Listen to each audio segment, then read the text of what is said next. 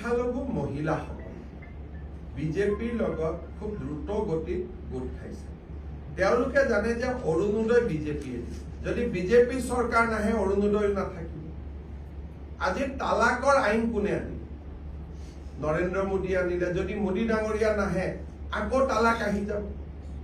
এতিয়া মোদী ডাঙৰীয়া uniform civil কোডৰ কথা কৈছে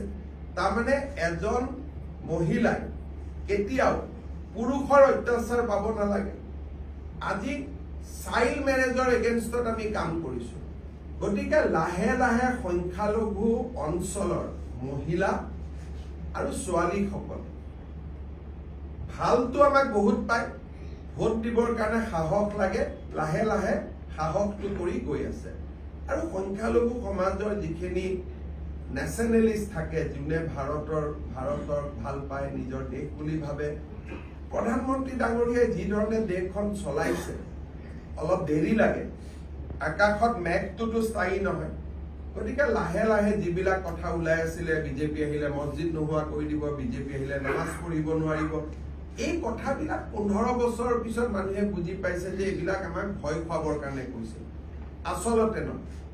শিৱসাগৰ জোৰাটত আমাক সংখ্যালঘু ৰাইজে ভোট দিছে এবাৰ কাষ্ট সেন্সাস আহি আছে প্ৰথমবাৰৰ বাবে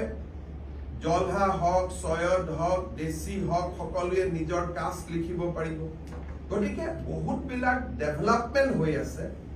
যাৰ কাৰণে মই ভাবো যে সংখ্যালঘু অঞ্চলৰ বেলটত বিজেপিৰ সংখ্যাটো লাহে লাহে বাঢ়ি গৈ আছে আৰু লাহে লাহে আৰু মেচিউৰ হ'ব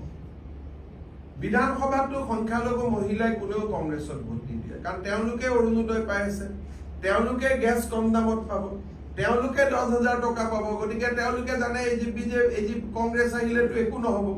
গতিকে বিধানসভাটো সাইলেন্ট ভোট আৰু বেছি পৰিব পঞ্চায়ততো তথাপিতো অলপ পছন্দ থাকে বিধানসভাত সাইলেন্ট ভোট সংখ্যালঘু এৰিয়াত আৰু বহুত পৰিব